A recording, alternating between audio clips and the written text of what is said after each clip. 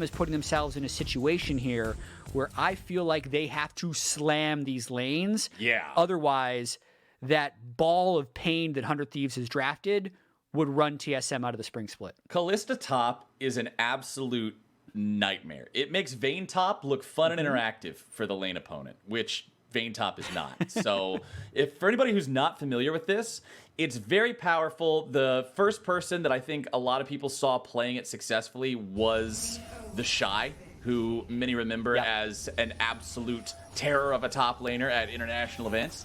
And the way that it works is you can invest so heavily into your Q and your E, you don't even have to learn your W early on. So you get to just have more points in your core abilities. Melee champions just have no ability to deal with you because of the infinite mobility and constant dashing. You constantly bully the lane. You shove things up with proper manipulation of your Q and E to both clear waves and carry those spears forward into your opponent for poke damage and big burst and harass.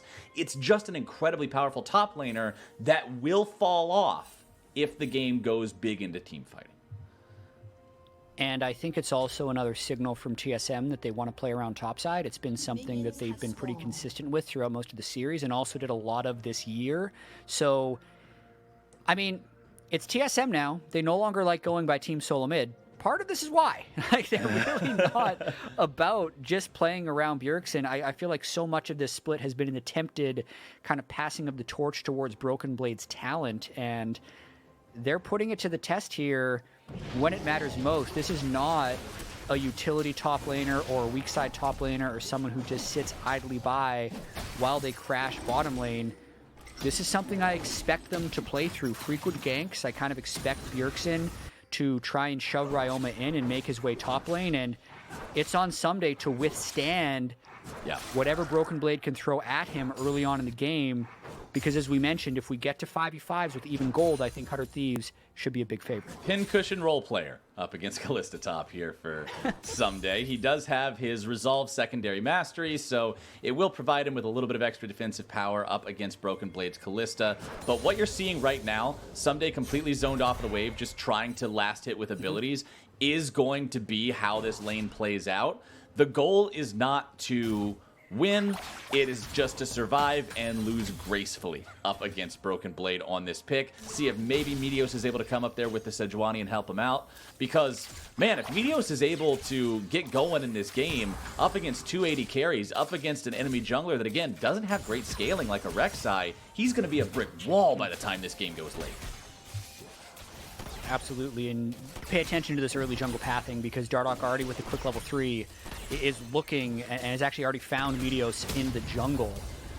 So trying to take very early control right now because the Kalista is so pushed up. And it's, while it may seem right now like, hey, Someday should just collapse down and kill Dardoch, it's really hard because there's a large wave of minions that he doesn't want to abandon, which is what's allowing Dardoch to play so aggressively in the jungle here. Dardoch trying to contest for this wolf. Both junglers have the smite. Nicely done by Dardoch there to secure that one, steal it away from Meteos. Meteos got one of the small wolf puppies, but that's worth 12 or 13 gold. It's not really a big deal. Tricky here. But Bjergsen first to roam here. He had the mid lane control. He had the priority and pressure, which means he gets to join this fight.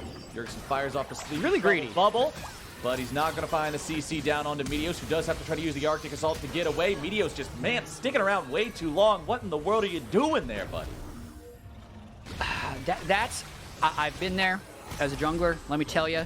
These people are in your jungle, they're sitting in your jungle, you're thinking, no way they can stay in my jungle, really.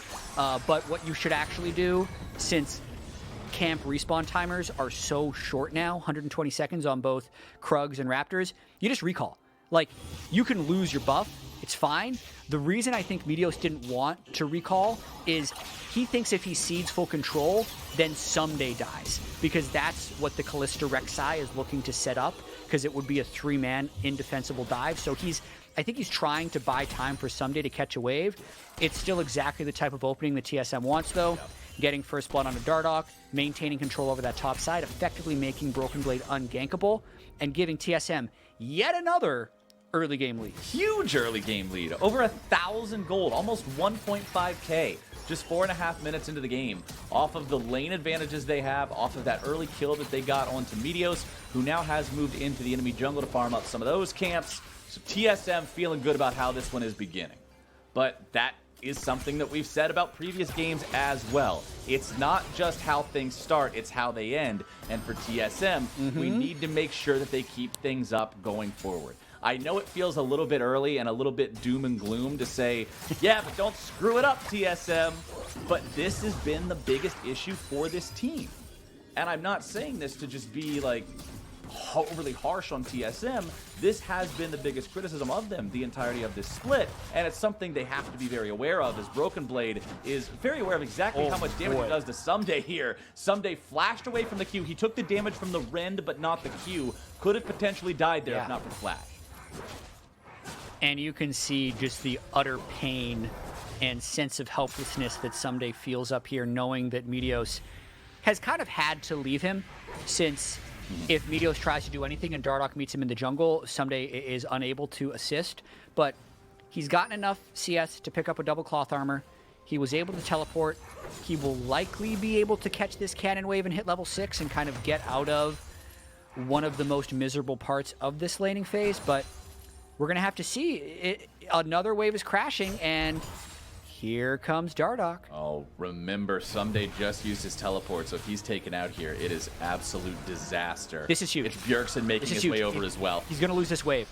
The massive wave. That's 2.5 waves worth of minions, including a cannon, denied. It doesn't matter if they get the kill. The sheer amount of golden experience Someday is losing out on is worth more than a kill on its own. Meteos will escort him back up here to his minion wave. Ah, yes, right this way, sir. You have lost your way. The tour's over here now. Just trying to get him back on track as Dardoch and the rest of TSM have to disengage this one. So, weirdly enough, that was actually a really big win for 100 Thieves, which is strange to say when they're down 2,000 gold and he still lost some minions, because the fact that Stunt was roaming up there means he was still able to hit level 6. If that play goes to plan for TSM, they kill him. And TSM wasn't willing to dive in between turrets because they didn't also have Biofrost on the way. The roam up by Stunt was actually super crucial in keeping this hope alive for Someday in this lane. Dardoch and Broken Blade are doing so well playing around this top side that is just so heavily in favor of TSM. Bramblevest is going to make it so Broken Blade can't lifesteal infinitely off of auto-attacking Someday. It's a little bit of damage return as well. It's a little bit. It's what you do on Aatrox when you're trapped. So what I will say is I want to expand a little bit on what you said earlier about this has been a problem for TSM all year. It's also been a strength for 100 Thieves all year, where I feel like most games that go even or late, 100 Thieves has been able to pull together. So in that way, this is a favorable matchup for 100 Thieves. The drafts have moved more in this direction. And I also want to bring up a stat that Mark mentioned during Countdown, and we also talked about in depth during the podcast, is just TSM does win fast when they win, but if they don't win fast, they don't win.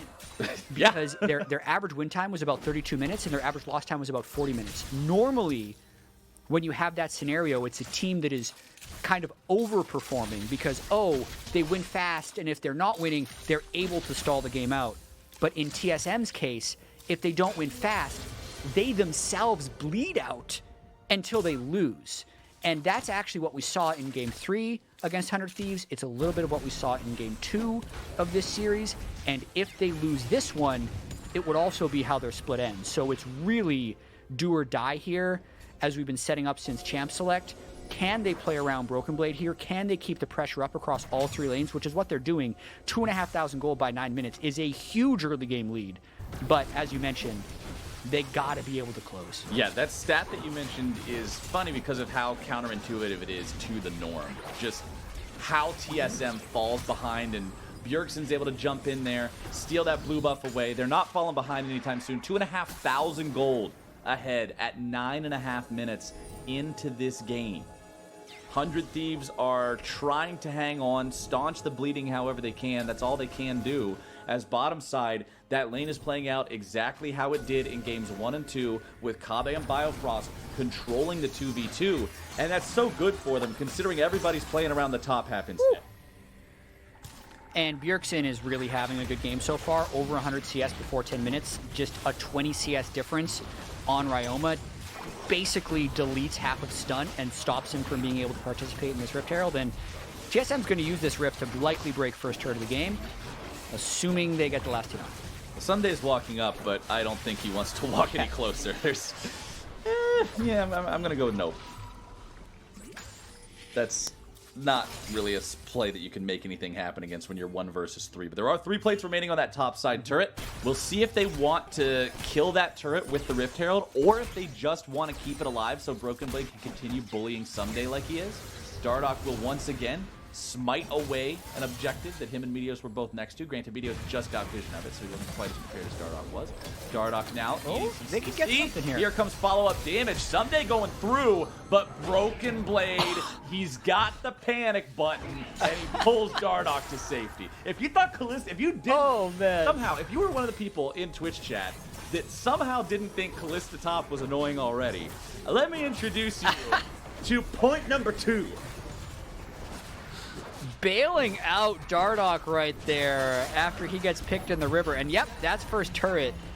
Full on over to Broken Blade. Now expect him to move bot towards Drake. And TSM will hope to start stacking up these Drakes. Notice that actually they are a little bit slow towards Drake, as they have been all year, in exchange for gold. 4,000 gold in 11 minutes is just gargantuan.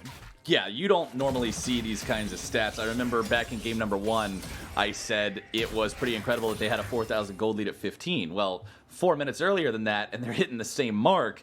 TSM is doing their darndest to win this game and make sure they take us all the way to game 5, get us those silver scrapes, and earn their spot above 100 Thieves here. 100 Thieves looking for some vision in the enemy jungle. You can see the blast cone being destroyed to prevent some gank paths. Stunt also going to lay down some wards there. You can see pings now from TSM onto the Drake pit, saying, hey, it's been 12 minutes. We should probably look to invest here.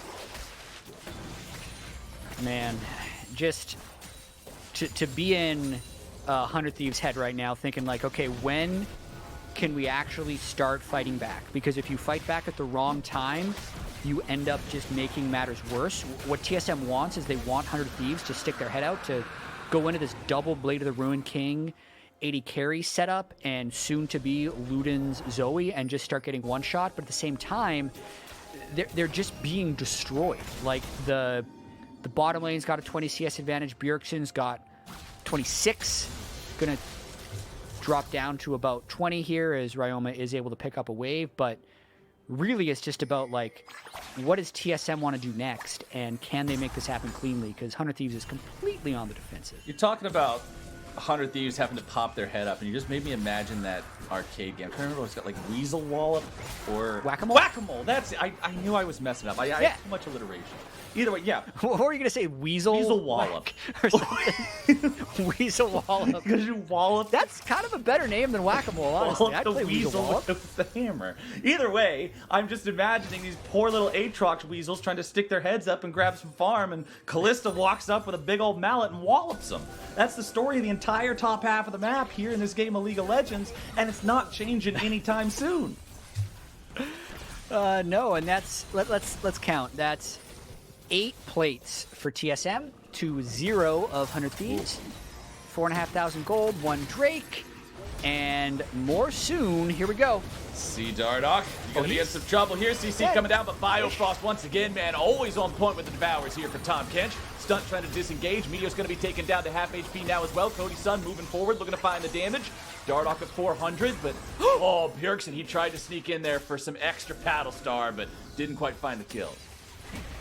Yeah, for some reason I thought that was going to kill him, so I gave a little gasp, but turns out it wasn't close. He doesn't have Ludens yet, but yeah, that's just...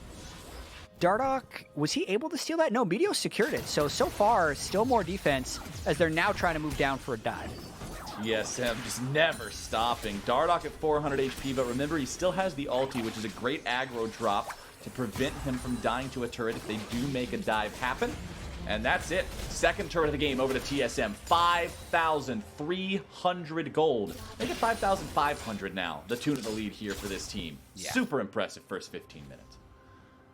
Yeah, this this has been total domination from TSM, and if they play cleanly, it's going to just look like a super smooth win from start to finish.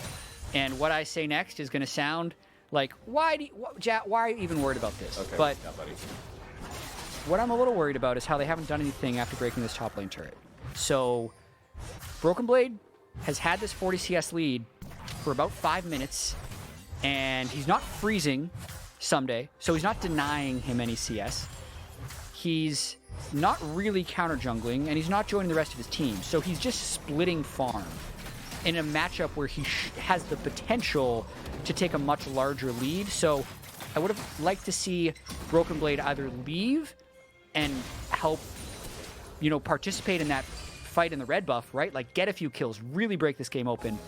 Because the longer he doesn't do that, the higher the chances that Someday comes back in the game. It's 5,000 gold right now. It's not currently a big threat. Or any threat. But after you use all those resources to get Broken Blade so far ahead, you need him to use it. Oh, Ryoma, he gets himself away with a nice shockwave. It looked like they were going to be able to collapse on him, but now 100 Thieves looking to bite back, but here comes your Paddle Star. Nice stasis from Stunt to keep himself alive. Going to be taken very low. Oh, Meteos with the whiff on the Glacial Prison.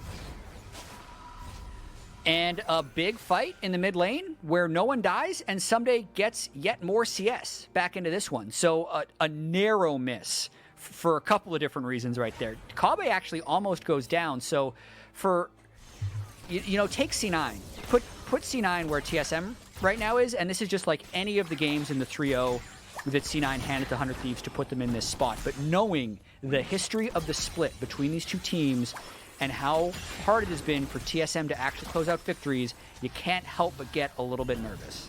I don't know, man. I think they should have what it takes. I've played a lot of League of Legends in my day. I've been playing this game for 10 years. I feel like most of those games where you've got this kind of a lead at 17 minutes in terms of gold, not a 1-0 lead, but in terms of gold, you win most of those games. You feel like you can just walk it in.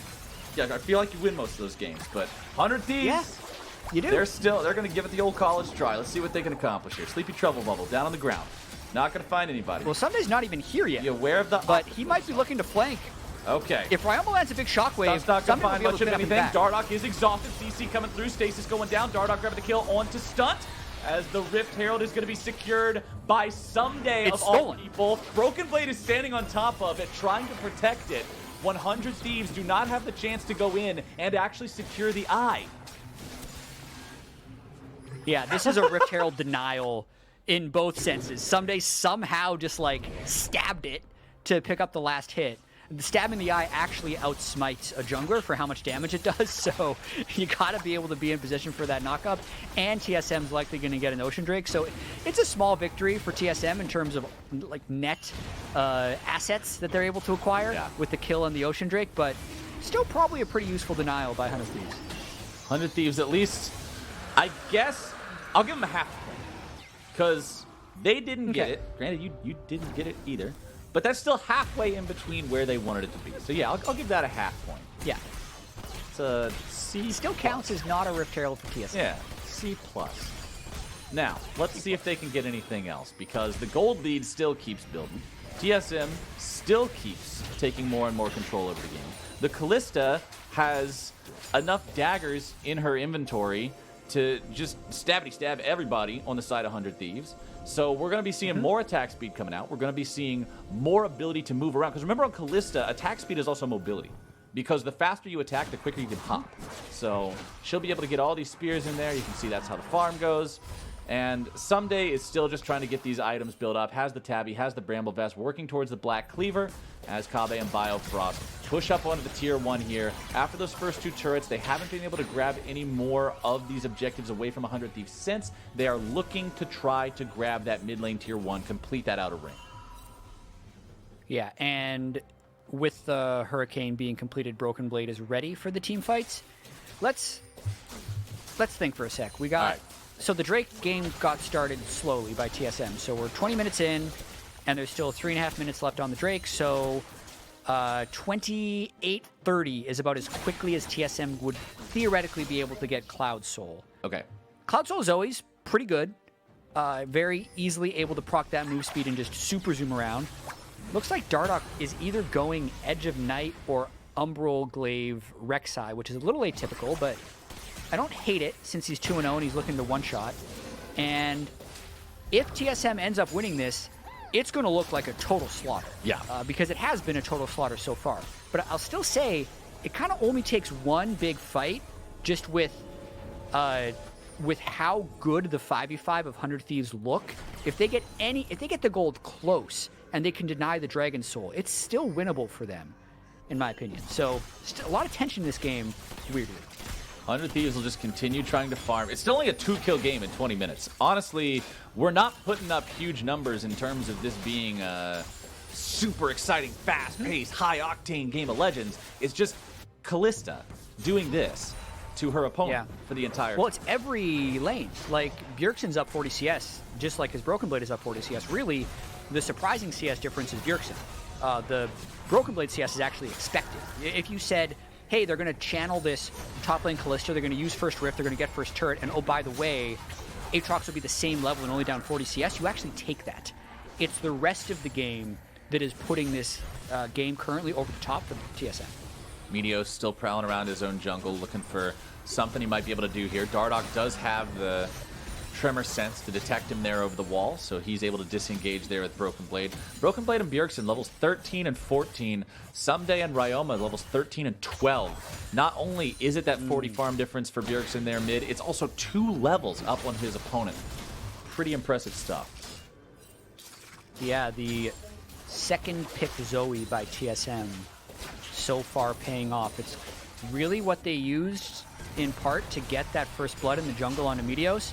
But Sumday's still looking to fight back. Remember, if you try to focus Dardoch, it doesn't work because Broken Blade just saves him and then throws him right back into the fight. Then he's able to use his own ulti to drop aggro once again. It makes it an incredibly difficult 2v2 because you have to either jump on a champion with infinite mobility or jump on a champion that has 2 separate aggro drops. Very hard decision making to go through and find a successful way out, and it results in them having to back away as TSM take their 3rd turret of the game in the bottom lane tier 2. That is a 6,500 gold lead. Yeah, the fact that Dardoch is the ultimate partner for Broken Blade also makes me more okay with that serrated Dirk he has sitting in inventory. Like, you can be a little bit more of a squishy Rek'Sai since you do have the Kalista ult for assistance, and 100 Thieves is just conceding everything.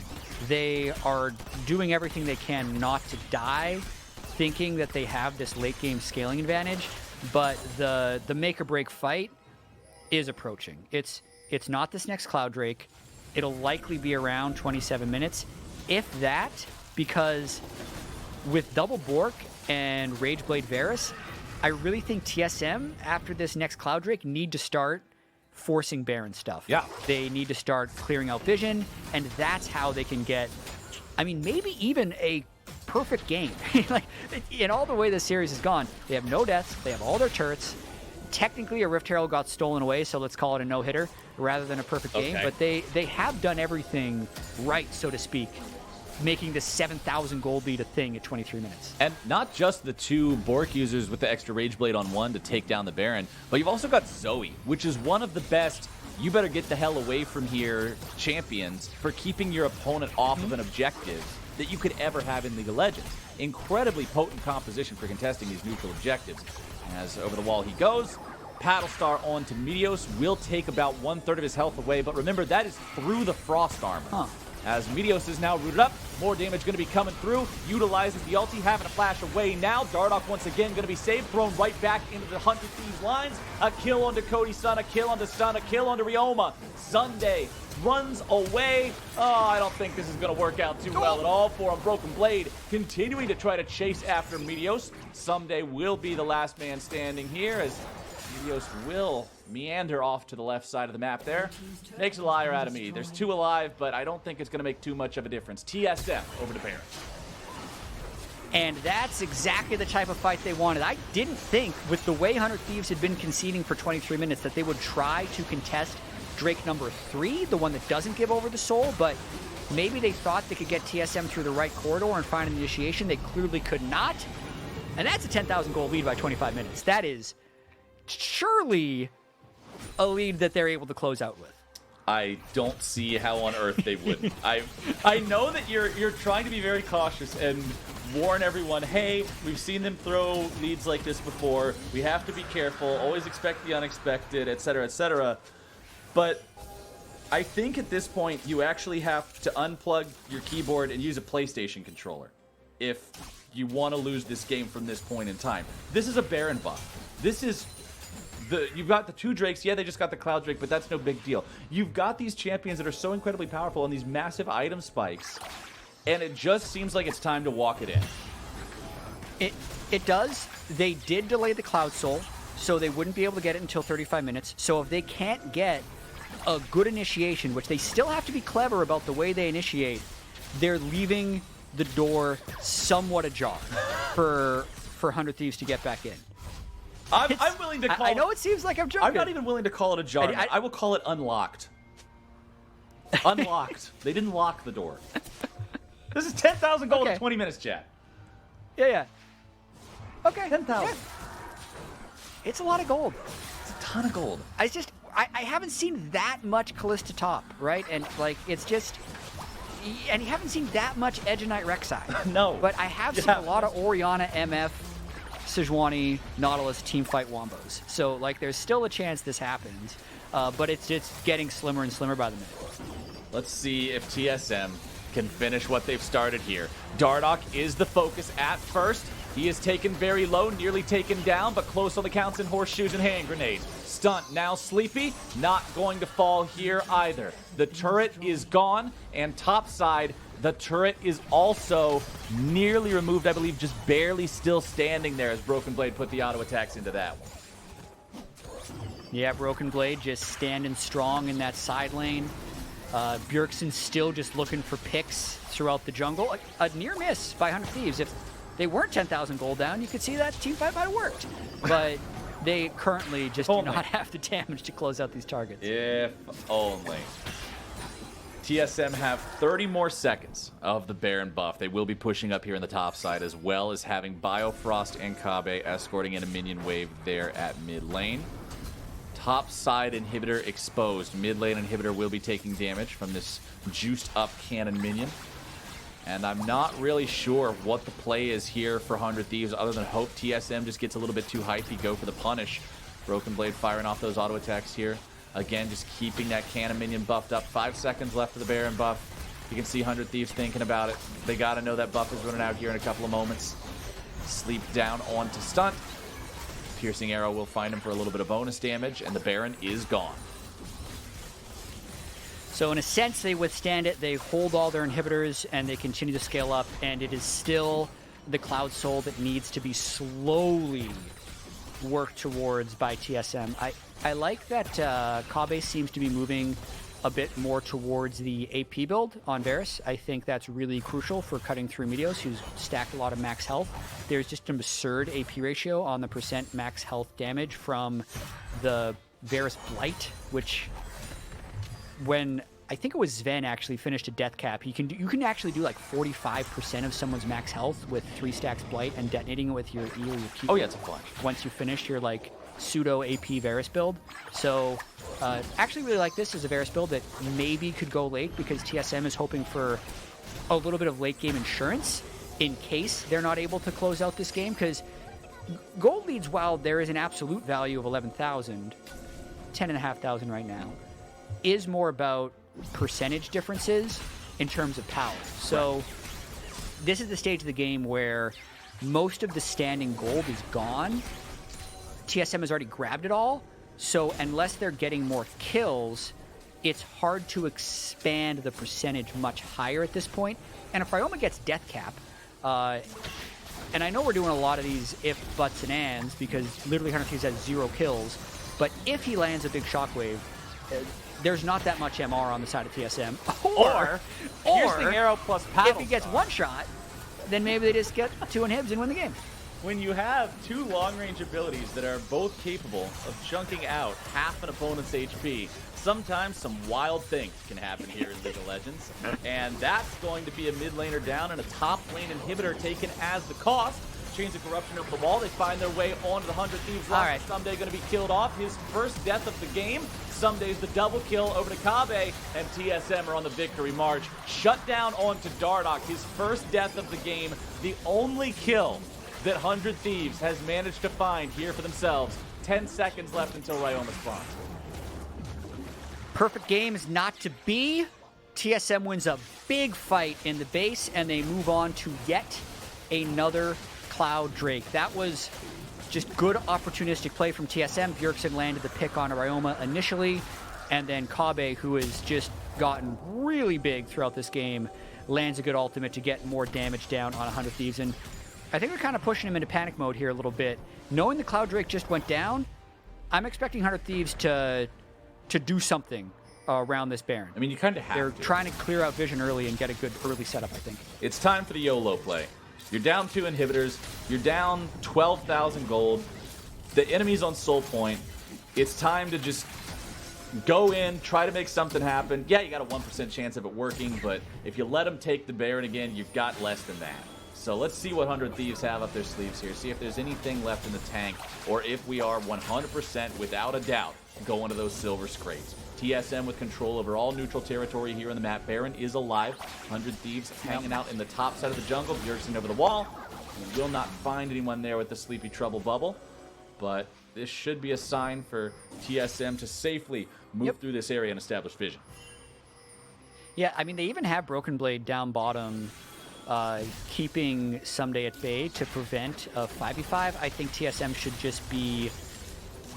I think they can just do Baron, honestly. I don't think 100 Thieves can check. There's waves of super minions crashing by. At most, they would hope to kill Broken Blade's Callista. There's a chance TSM is waiting a little bit for Baron as well, so it coincides better with the Cloud Soul spawn, just to make sure that works out. But really, I think it should take Baron, utilize these 2 waves of super minions, and then try and end the game on the 3rd.